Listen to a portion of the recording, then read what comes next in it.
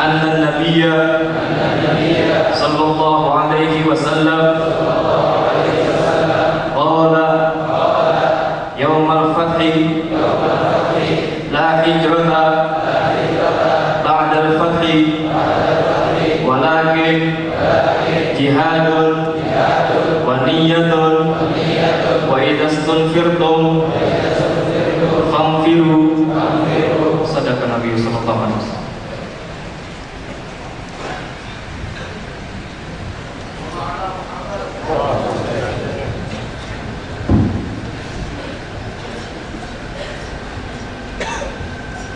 Assalamualaikum warahmatullahi wabarakatuh.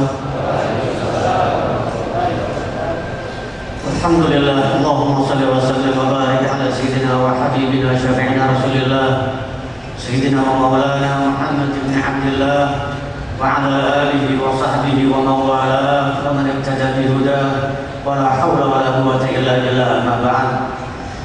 Ma'asyiral hadirin wal hadirat rahimakumullah. Alhamdulillah, puji dan syukur kehadirat Allah Subhanahu wa taala jalla jalaluhu yang mengumpulkan kita di tempat ini, di tempat yang terbaik di muka bumi, yang termulia di muka bumi, yang terindah dan teragung di muka bumi, dan juga indah serta agungnya di sisi Allah Subhanahu wa taala di hadapan baginda Hadrat Sayyidina Muhammad sallallahu alaihi wasallam. Semoga kenikmatan kita yang Allah Subhanahu wa taala tambahkan setiap hari, setiap saat duduknya kita di majlis yang mulia seperti ini, kita memohon kepada Allah taala nikmat batiniyah, rohaniyah yang kita rasakan di majlis yang mulia macam ini, khususnya nanti kedatangan guru kita yang mulia Sayyidil Imam Al-Arif Billah Habib Umar bin Muhammad bin Salim bin Hafid. Mudah-mudahan Allah taala tambahkan nikmat ibadah kita dengan kita setelah memandang wajah beliau, setelah duduk bersimpu di hadapan beliau yang lebih mulia daripada kita beribadah 70 tahun, lebih baik daripada kita ibadah 70 tahun. Satu kali kita duduk di hadapan seorang waliyullah, seorang saleh min salihin, lebih utama dan lebih baik daripada bahkan kita beribadah kepada Allah sampai badan kita ini terpotong-potong, sebagaimana dijelaskan di sebuah hadis Rasulullah sallallahu alaihi wasallam. Maka persiapkan hati nurani kita, persiapkan pandangan serta pendengaran kita ketika akan menghadiri majelis-majelis beliau nanti, baik di acara Haul Imam Hafil Wujud maupun di acara di Monas malam Selasa yang akan datang ini. Apa persiapan kita?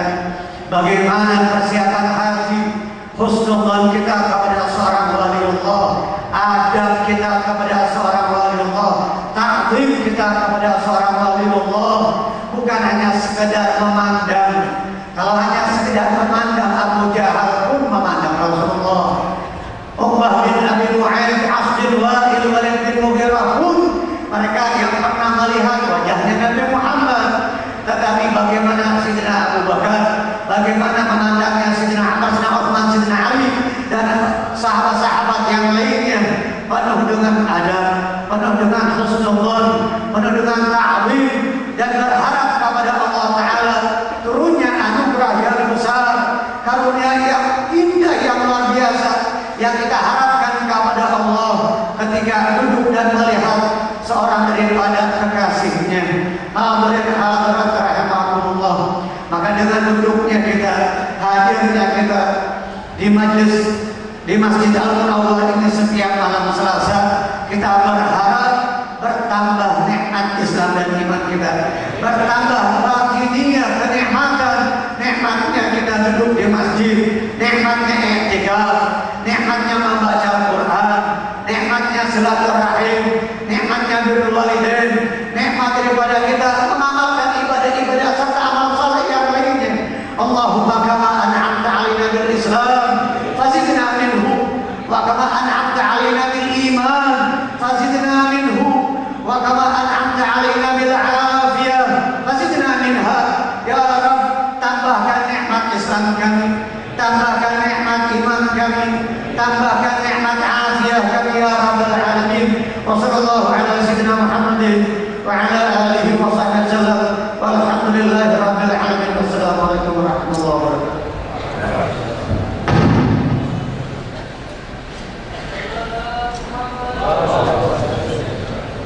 Assalamualaikum warahmatullahi wabarakatuh. Alhamdulillah wassalatu wassalamu ala sayyidina Rasulillah sayyidina Muhammad bin Abdullah wa ala alihi wa sahbihi wa mawalah. Ma ba'd. Kita bersyukur kepada Allah Subhanahu wa taala. Malam hari ini kita berkumpul di Masjidil Munawwar dalam majlis Rasulullah sallallahu alaihi wasallam dalam bahasan kitab Risalah Al-Jami'ah yang disusun oleh Imam Al-Qutub Al-Habib Ahmad bin Zaid Al-Habsyi, menceritakan tentang kewajiban kita beriman dengan kitab-kitab Allah dan bahwasanya Al-Quran adalah kitab, salah satu kitab yang diturunkan oleh Allah Subhanahu wa taala. Al-Quran tersebut Allah taala berfirman, "Inna nahnu nazzalna dzikra wa inna lahu lahafizun." Kami yang menurunkan Al-Quran, dan Allah taala menamakan Al-Quran sebagai Al-Dzikr. Wa inna lahu lahafizun, dan kami yang akan menjaga Al-Quran tersebut. Wa Rasulullah sallallahu alaihi wasallam, beliaulah yang menyampaikan, diutus oleh Allah taala untuk menyampaikan Al-Quran tersebut. Inna nahnu nazzalna 'alaikal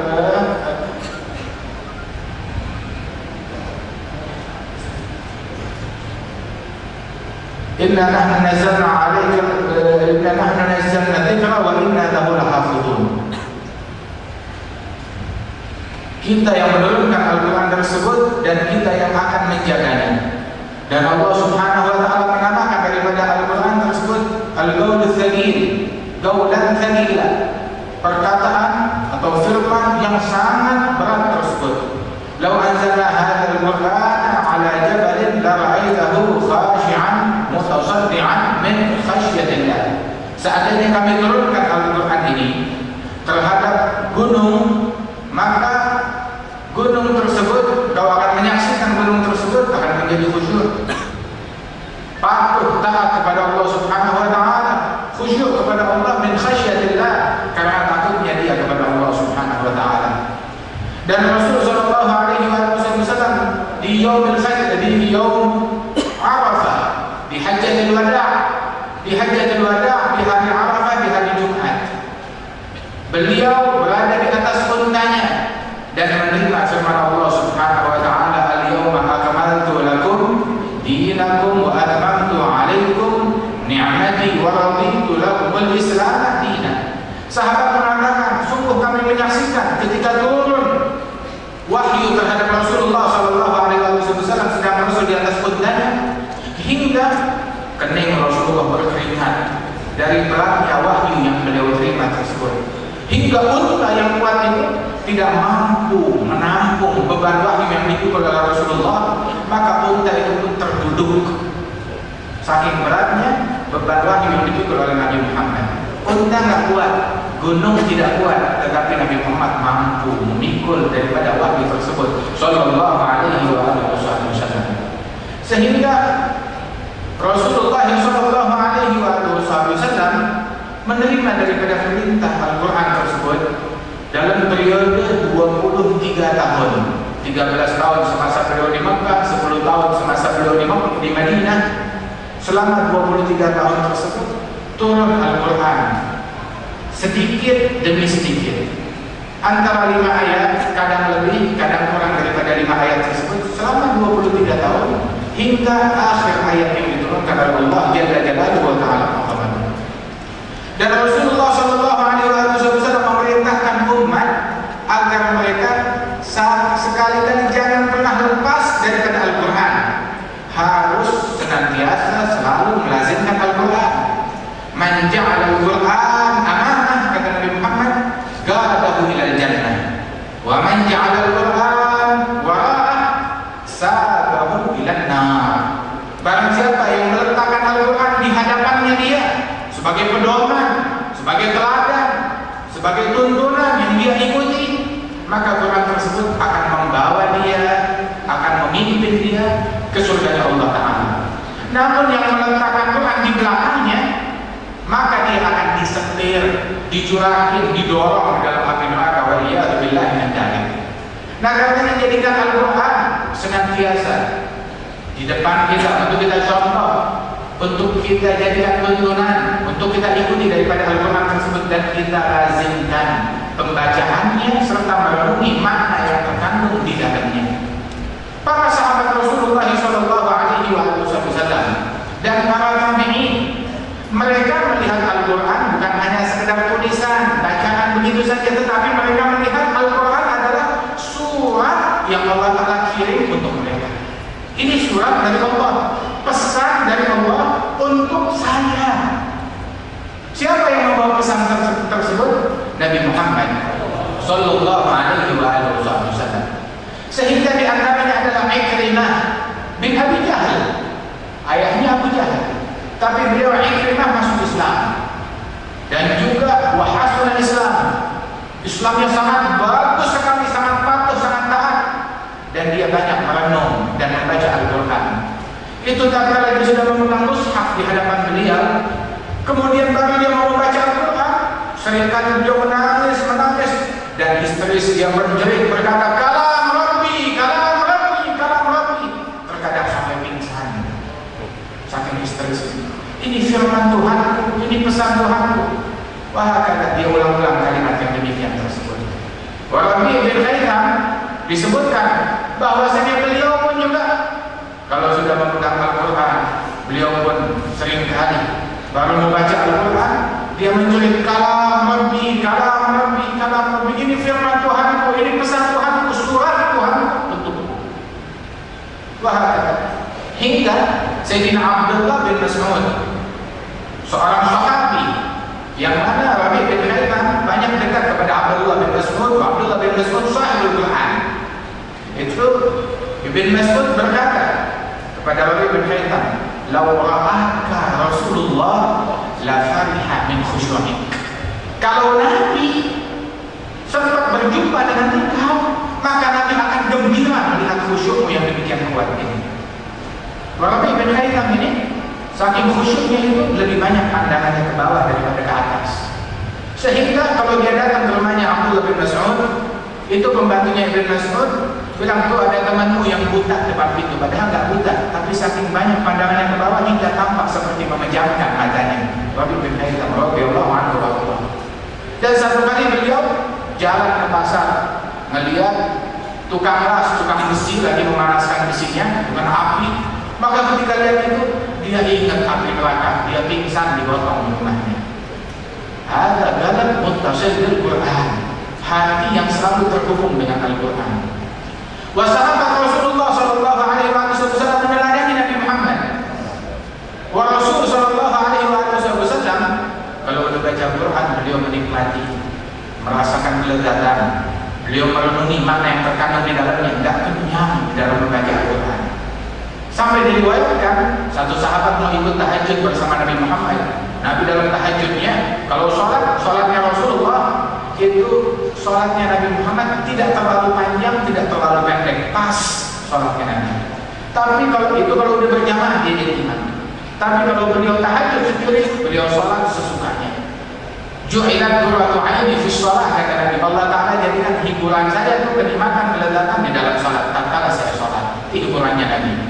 Kalau udah sumpah, sedih, hiburannya itu dalam sholat. Nabi bilang, Nabi bilang, "Alih Nabi ya Bilal, hibur kita dengan ajakan sholat pada Bilal."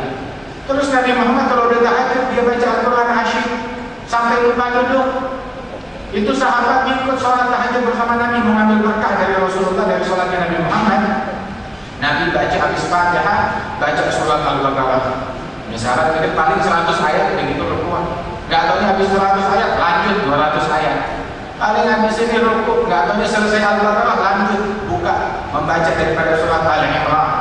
Selepas surat Al-Imran bukannya rukuk, lanjut lagi baca surat An-Nisa. Setelah An-Nisa lanjut lagi baca surat Al-Maidah. Masya Allah, itu udah 6 juz lebih baru beliau rukuk. Rukuknya hampir mendekati berdirinya yang tadi. Itu baru rakaat pertama. Belum rakaat kedua, belum rakaat ketiga. Sallallahu alaihi wasallam. Dan Rasul sallallahu alaihi wasallam membaca Al-Quran bukan hanya depan orang, tapi ketika beliau tahajud, beliau baca, beliau renungi, beliau nikmati apa yang ada di dalamnya. Kemudian dan beliau suka mendengar Al-Quran dari orang lain. Sehingga pernah satu kali beliau berkata kepada Abdullah bin Mas'ud, "Ya Abdullah, coba aqri alayya Quran, bacakan Quran kepada saya." Ibn Mas'ud berkata, "Aqra'u alayka wa alayka unzil." Masa iya saya bacakan Quran terhadap dirimu sedangkan Al-Quran itu turunnya pertama kali kepada engkau. Maka Rasulullah kulit dan asma' min ghairi. Aku ingin dengar dari orang lain. Maka dibaca oleh Abdullah bin Mas'ud. Wa Abdullah bin Mas'ud ini kalau udah baca Al-Quran, Rasulullah bilang, "Man arada an yaqra al-Quran fariyan kama unzil, falyaqra ala qira'ah ibni ummi Abd." Barang siapa yang ingin membaca Al-Quran dalam keadaan itu Quran masih segar seperti ikan baru keluar dari lautan, tari masih segar baru dipetik. Sebagaimana baru diturunkan, baca seperti bacaannya Ibnu Ummi Abd, yakni Abdullah bin Mas'ud. Dia merupakan sahabat aqra'us sahabat wa aqrabuhum samtan bi Rasulillah. Salah seorang sahabat yang paling ahli dalam qiraah dalam Al-Quran dan juga yang paling mirip gerak-geriknya dengan Nabi Muhammad sallallahu alaihi wasallam.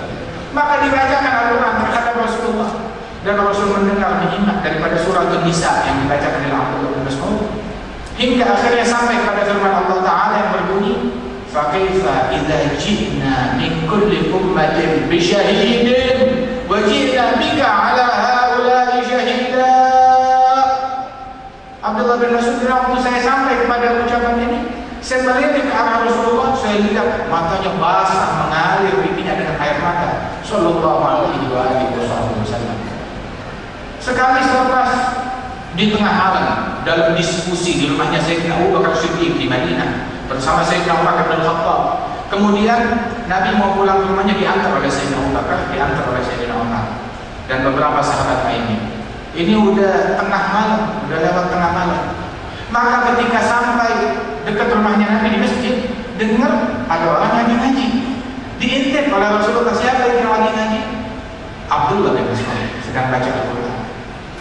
Maka Rasulullah di belakang tanpa disadari oleh Abdullah bin Mas'ud mendengarkan bacaan Abdullah bin Mas'ud.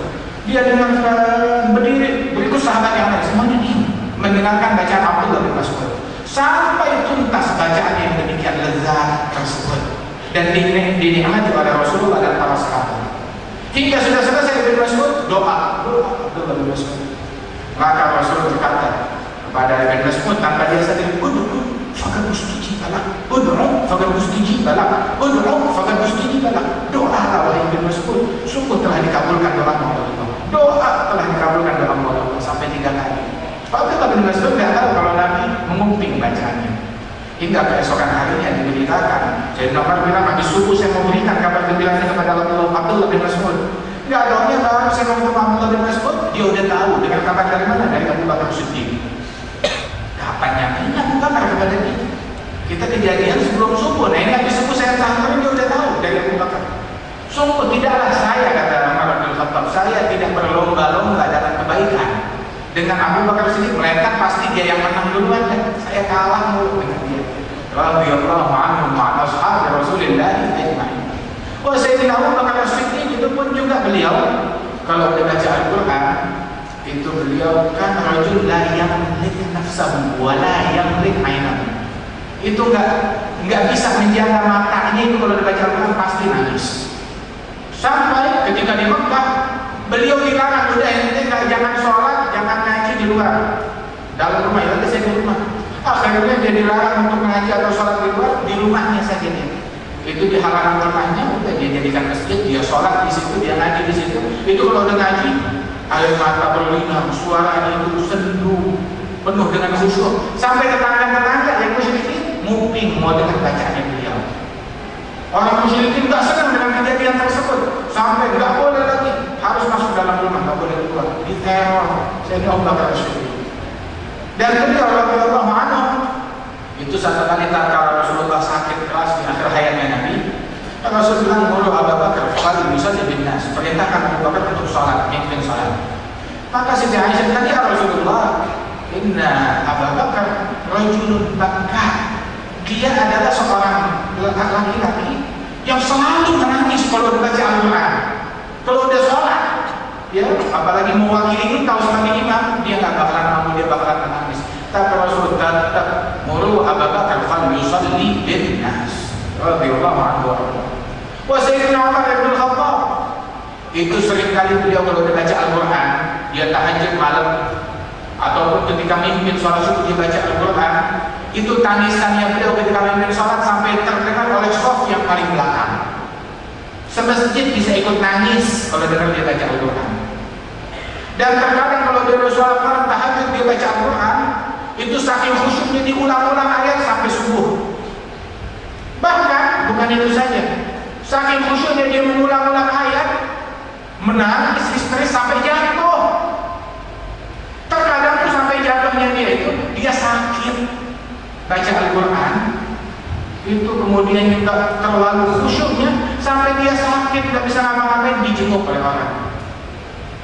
Kapan kita membaca Al-Quran sampai sakit, sampai seperti ini? Al-Quran memberikan pengaruh sedemikian mendalam terhadap sahabat Rasulullah. Sama yang mereka baca sama yang kita baca sama. Fatihahnya sama, Al-Baqarahnya sama, Al-Kahfinya sama, Juz Ammanya sama, itu sama semuanya. Tapi kenapa pengaruh yang diberikan Al-Quran terhadap sahabat tabi'in dengan kita beda jauh? Sayyidina Utsman bin Affan itu beliau kalau baca Al-Quran tidak bosan. Dia sampai itu punya hataman Quran yang 1 minggu sekali dia hatam, yang Kamis dia hataman Quran. Itu tertib subuh yang diatur di sana di Hadramaut, itu menghatamkan Al-Quran dalam 7 hari, itu adalah daripada warisan Sayyidina Utsman bin Affan yang dihidupkan kembali oleh para ulama, termasuk adalah Syekh Salim Al-Khafani di Tarim. Walhasil Sayyidina Utsman bin Affan itu ada punya tertib hataman Quran yang seminggu sekali dia hatam. Terus ada wiridnya lain lagi yang dia hatamin Quran 3 hari sekali. Ada lagi satu khusus amalan dia untuk Al-Quran. Ini amalan dia Al-Quran semuanya. Yang dia baca Al-Quran itu dia tutup sholat tahajudnya dengan 1 rakaat, dia baca Al-Quran dari awal sampai khatam dalam 1 rakaat. Sampai teman-temannya beliau itu heran, ini Sayyidina Utsman doyan banget dengan Al-Quran. Hingga Sayyidina Utsman berkata, "Lau tahurat qulubuna lama syari'at an tilawatil Quran." Kalau hati kita sudah bersih, maka hati ini tidak akan bosan di dalam membaca Al-Quran.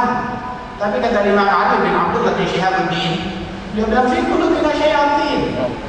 Nanti bisa bagi tilawatil Quran, dan dulu masjid sama seperti ucapan yang dikatakan oleh Imam Muhaddad. Ini di hatinya kita ini ada setan yang tinggal di situ. Buktinya apa? Kalau kita baca Quran bawaannya sumpah.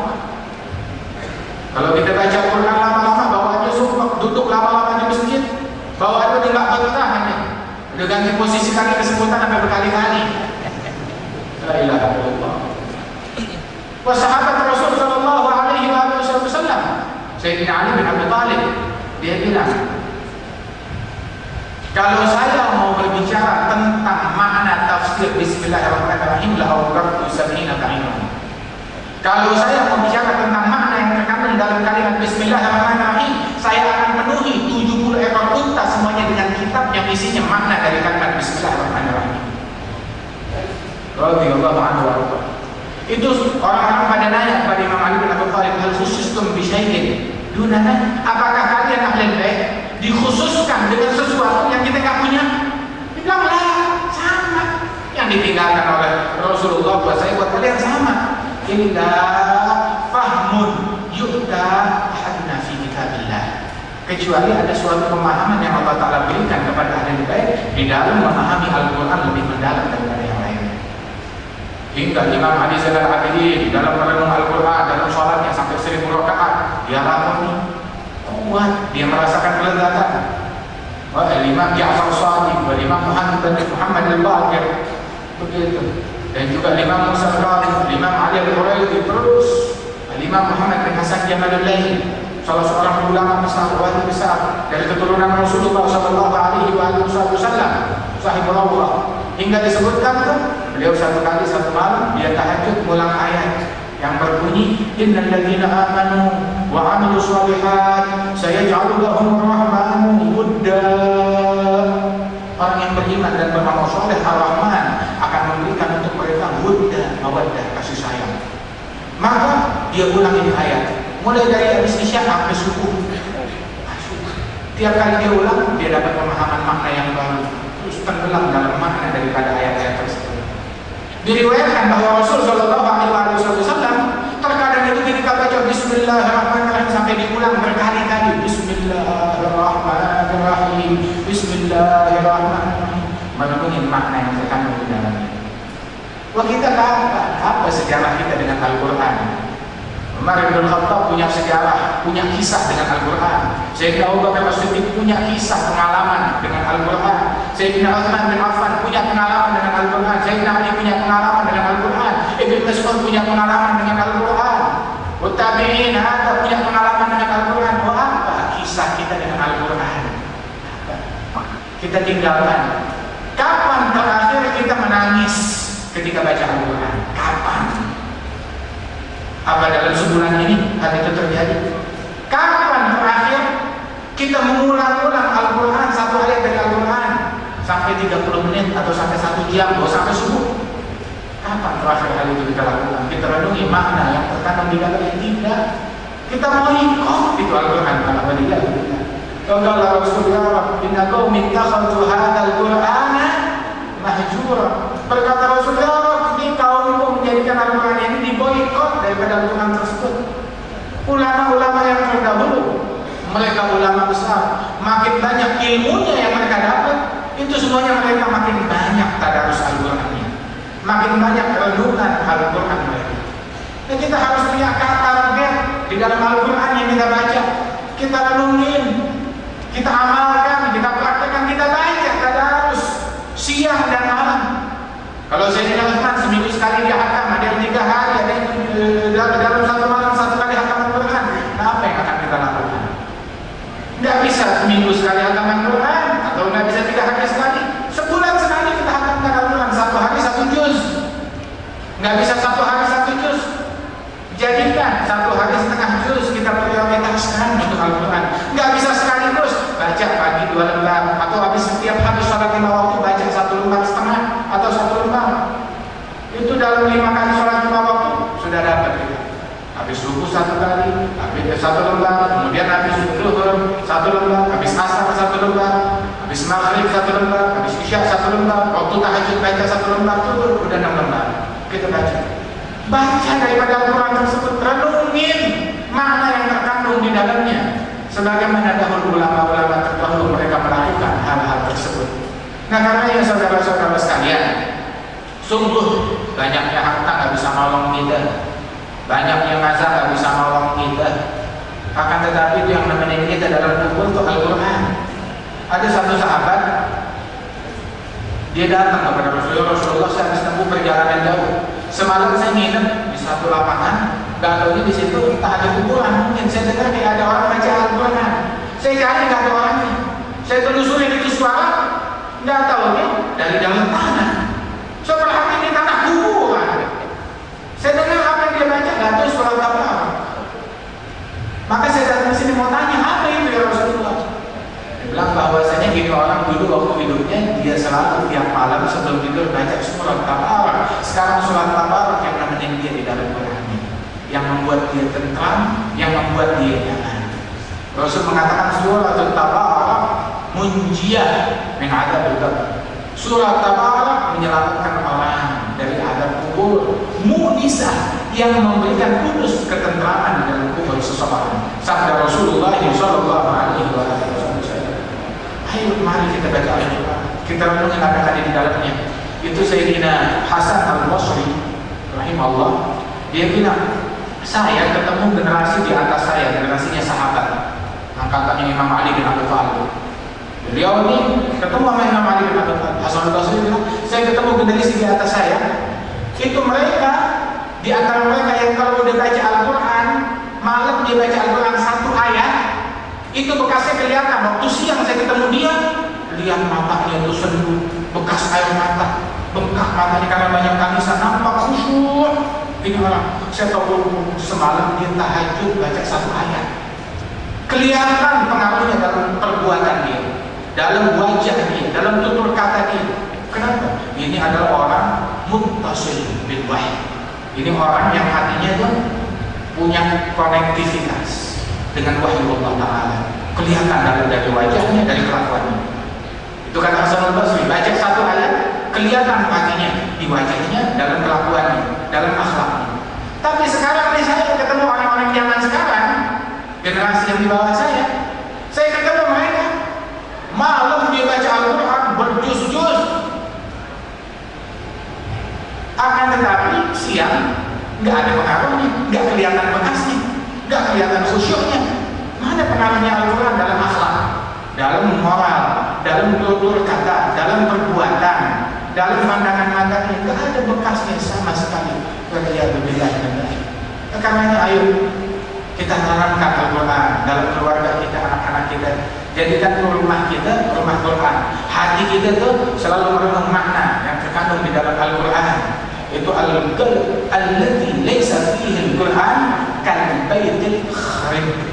Rumah yang hati yang di dalamnya enggak ada Al-Quran, enggak ada renungan Al-Quran, itu seperti rumah yang bobrok, yang udah hancur, yang udah tinggal puing aja. Maknurkan hati kita dengan Al-Quran. Al-bait, rumah yang di dalamnya dibaca Al-Quran, ya tara ahli sama kama tara an-nujum li ahli al-ard. Nampak terlihat oleh penghuni langit. Rumah yang di dalamnya dibaca Al-Quran itu kelihatan oleh penghuni langit. Itu seperti penghuni bumi melihat bintang yang bercahaya di langit. Dilihat rumah menyala, berarti di dalamnya dibaca Al-Quran. Terangi rumah kita dengan Al-Quran, terangi kuburan kita dengan Al-Quran. Jangan kita baca Al-Quran kalau udah masuk kubur, kalau udah mati baru baca Al-Quran. Dari sekarang kita isi dengan Al-Quran. Para syuyukhuna, para guru-guru kita, mereka adalah orang-orang yang selalu terhubung dengan Al-Quran.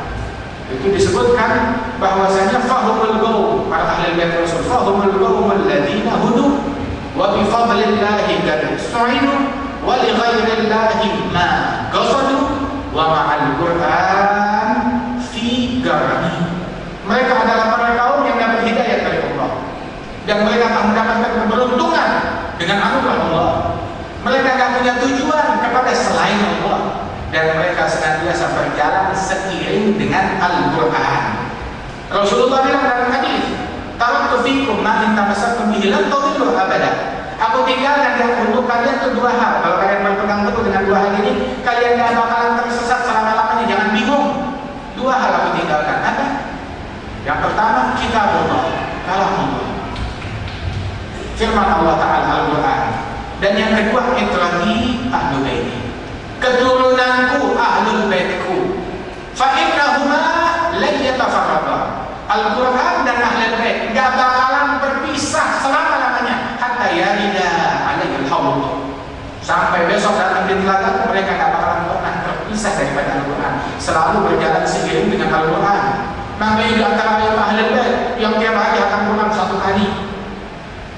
Al-Imam Nawawi menyebutkan ada di antara mereka yang sampai akan Quran 2 kali, 3 kali, bahkan 4 kali dalam sehari. Masya Allah, banyak di antara mereka. Bahkan Imam Al-Habib Abdul Qadir bin Ahmad As-Sagaf, gurunya kita, Ibnu Munzir, dan guru daripada Habib Umar bin Muhammad bin Salim bin Hafidh, Habib Abdul Qadir bin Ahmad bin Abdurrahman As-Sagaf. Itu disebutkan kalau beliau itu sesibuk-sibuknya dakwah beliau, sesibuk-sibuknya beliau, minimal hatam Quran seminggu sekali. Paling dikit hatam Quran seminggu sekali, sesibuk-sibuknya beliau. seminggu sekali itu harus khatam Al-Quran, harus biasa sempatkan khatam Al-Quran. Dan selalu terhubung dengan Al-Quran. Kalau ada bicara tentang Al-Quran, salah. Itu seperti menggali daripada lautan ilmu. Ala innahul bahrul muhit wa ghairuhu minal kutubi anhar tumaddu minal bahri. Imam Al-Haddad bilang Al-Quran itu ibarat samudra yang dalam, samudra yang luas yang dalam. Sedangkan daripada kitab-kitab lainnya, ilmu-ilmu yang lainnya itu hanyalah sebuah sungai yang mana itu diisi daripada lautan tersebut. Sumbernya adalah dari lautan itu semuanya.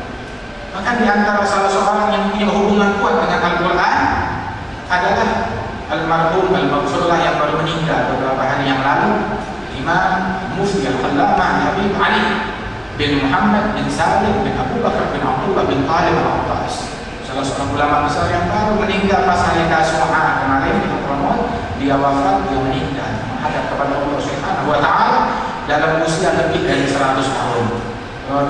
Dan dia ini adalah salah seorang guru daripada Habib Umar dan juga guru daripada ulama-ulama yang ada di Hadramaut di masa sekarang ini. Dan dia adalah seorang sepuh yang satu umur dengan Habib Abdullah bin Ahmad As-Sittah rahimahumullah rahmatullah. Dan insyaallah nanti kita mintakan untuk disolatkan dan juga sedikit kita bacakan tahlil untuk beliau dipimpin oleh Habib. Mudah-mudahan Allah Subhanahu wa Ta'ala menjadikan Al-Quran adalah hiburan kita, ketentraman dalam batin kita, dijadikan kita orang yang mencintai Al-Quran, yang menikmati Al-Quran, yang dicintai oleh Al-Quran. Habib Ali punya satu doa. Habib Ali bin Muhammad Al-Habsyi itu beliau punya satu doa diajarkan oleh muridnya. Itu doanya ringkas kecil, Allahumma habibni ilal Quran wa habibil Quran ilayya. Allahumma habibni ilal Quran. Ya Allah, bikin saya nih habibni ilal Quran wa habibil Quran ilayya. Bikin saya disukai oleh Al-Quran dan jadikan Al-Quran itu dicintai oleh saya. Jadi saya disukai Al-Quran, orang disukai oleh saya. Habibni ilal Quran wa habibil Quran ilayya. Allahumma habibna ilal Quran wa habibil Quran ilayna wa ja'alna ahlul Quran warzuqna tadabbur wa tafahum ma'ani rahmatika ya arhamar rahimin wa judika ya ajudal ajwadin wa ya akramal akramin wa ya dzalbatil madin wa ya wahibal masakin ij'al jamana hadha jaman marhuma tafarraqana min ba'di tafarraqan ma'suma wa la taj'al fina wa la minna wa la ma'ana syaqiyan wa la mahruma wa sallallahu ala sayyidina Muhammadin nabiyil ummi wa ala alihi wasallam walhamdulillahi rabbil alamin. Ya Allah, ya Allah, ya Allah, ya Allah, ya Allah, ya Allah, ya Allah, ya Allah, ya Allah. Namamu yang Maha Berlimpah, mengatur segala dosa dan kesalahan, meruntuhkan segala kesulitan dan merubahnya menjadi kemudahan, meruntuhkan segala masalah dan membangunkan kami penyelesaian. Ya Allah, ya Allah, ya Allah, jangan salahkan kami dengan memanggil namamu, karena namamu yang paling berhak dipanggil dari semua nama. Ya Allah, ya di mana tempat para pendosa semacam kami ini, di dalam jurang-jurang neraka, atau pantaskah kami memakai pakaian surga, pantaskah kami menghuni surga penuh kenikmatan yang kekal, sedangkan kami selalu sering untuk menyalahkanmu, menyalahkan ketentuanmu, mengeluhkan ketentuan-ketentuan takdirmu. Ya Allah,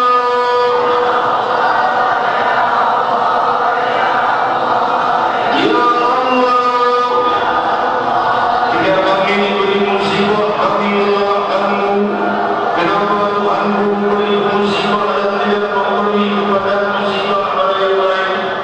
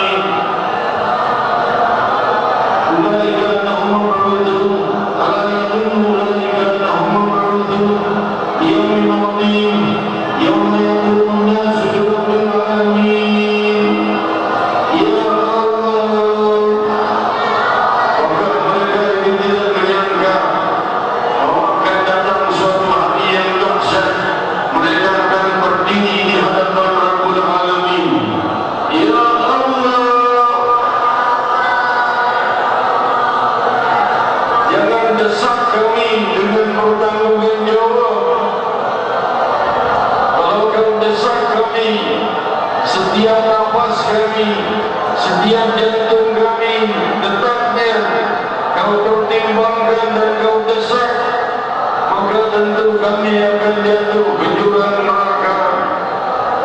Namun jika kau maafkan kami, ya Allah,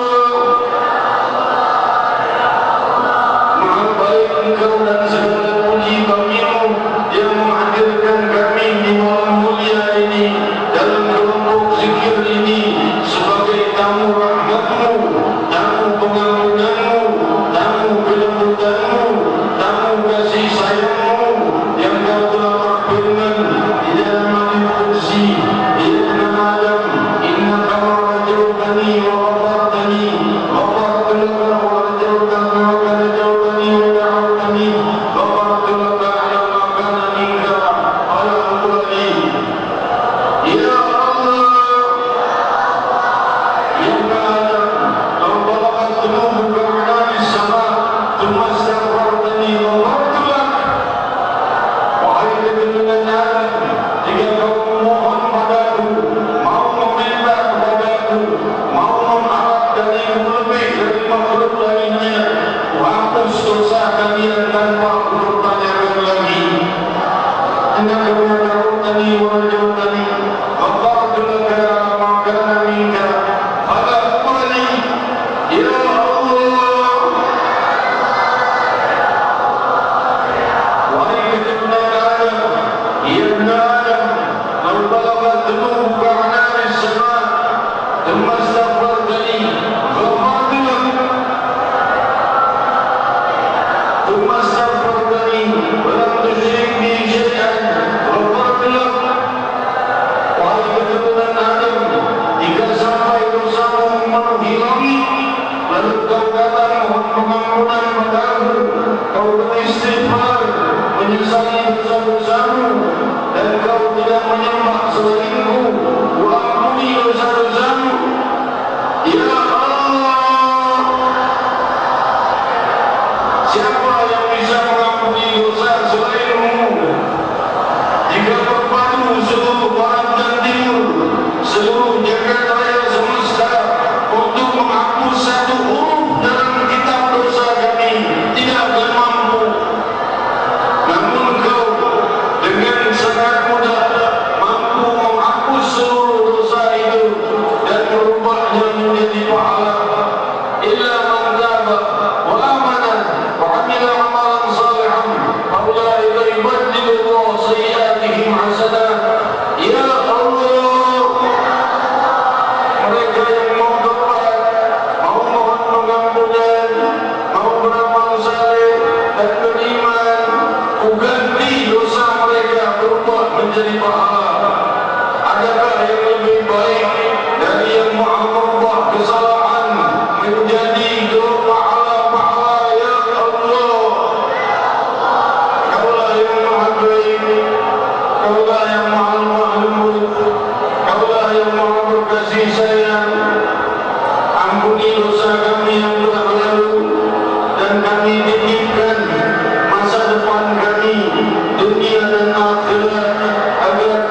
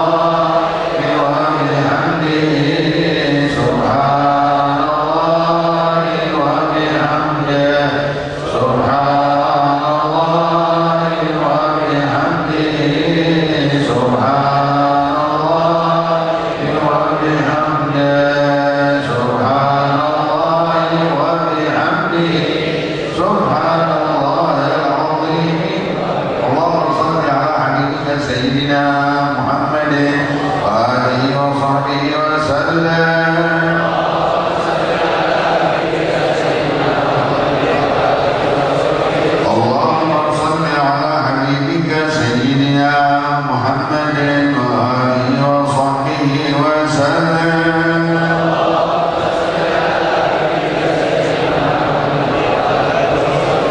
اللهم صل على حبيبك سيدنا محمد وآله وصحبه وبارك وسلم.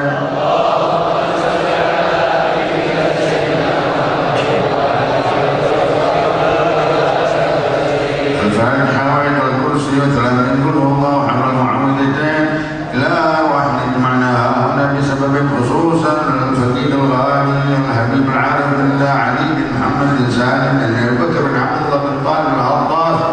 الفاتحة. أعوذ بالله من الشيطان الرجيم. بسم الله الرحمن الرحيم. الحمد لله رب العالمين الرحمن الرحيم مالك يوم الدين.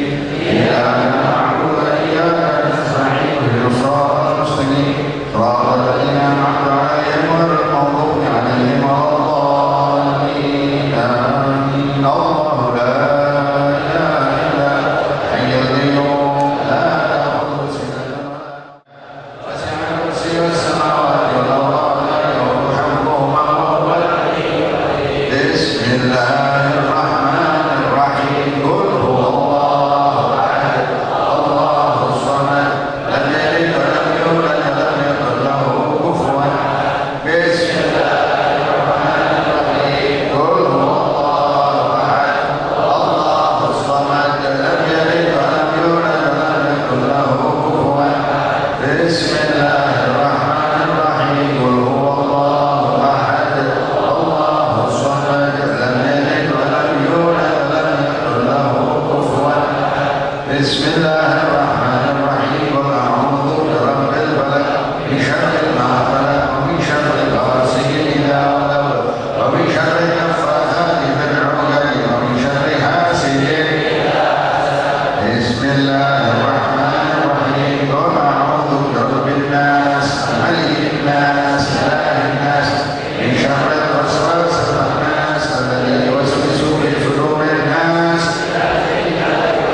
بسم الله الرحمن الرحيم. الحمد لله رب العالمين حمدا يوافي نعمه ويكافئ مزيدا. يا ربنا لك الحمد كما ينبغي لجلال وجهك ولعظيم سلطانك. سبحانك لا نحصي ثناء عليك أنت كما أثنيت على نفسك. فلك الحمد حتى ترضى ولك الحمد إذا رضيت ولك الحمد بعد الرضا. اللهم صل وسلم على سيدنا محمد في الأولين وصل وسلم على سيدنا محمد في الآخرين. صل وسلم على سيدنا محمد في كل وقت وحين.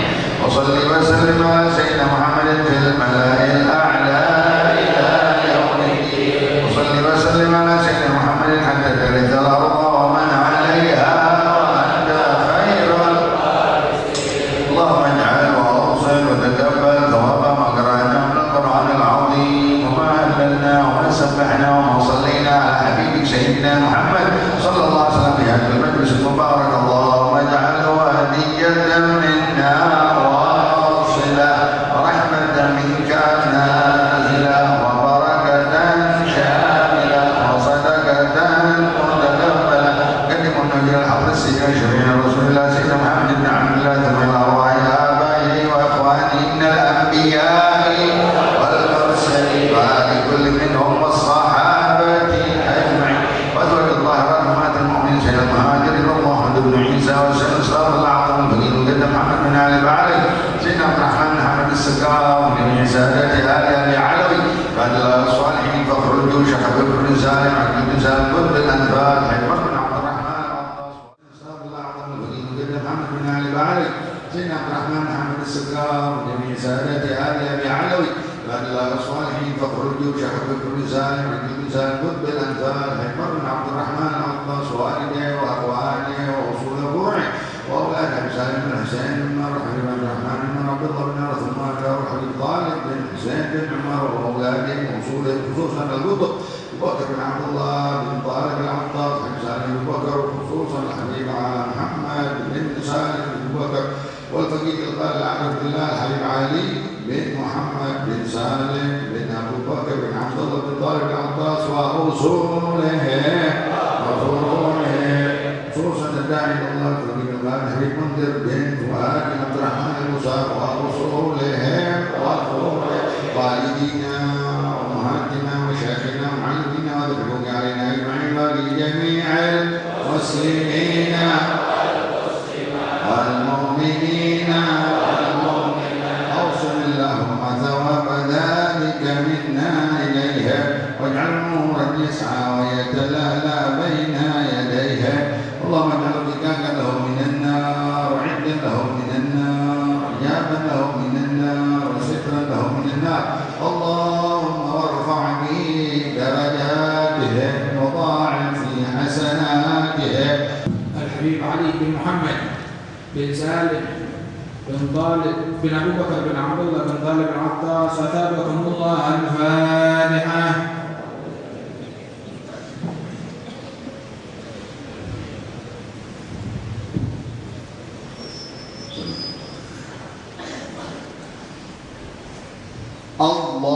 الله أكبر.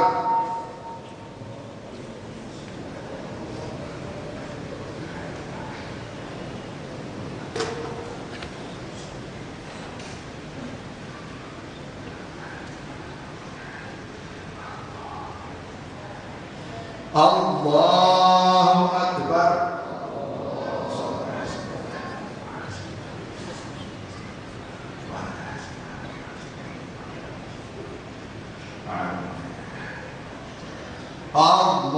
الله أكبر.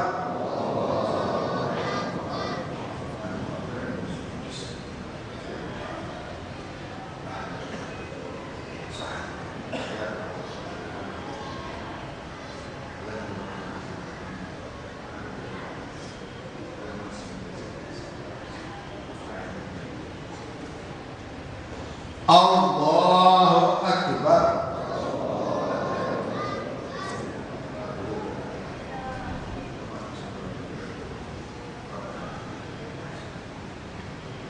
السلام عليكم ورحمة الله وبركاته. السلام عليكم ورحمة الله وبركاته. الفاتحة. إلى رحمة الله وغفر له جاعل الله بجعل إلى علي محمد بن سالم بن بكر الحمد لله والخلاص إن الله يغفر له ويرحمه ويرحمه الرحمة والمغفرة ويعيد علينا من بركاته وأسراره وعلومنا نفعات في الدين والدنيا الآخرة بسر الفاتحة.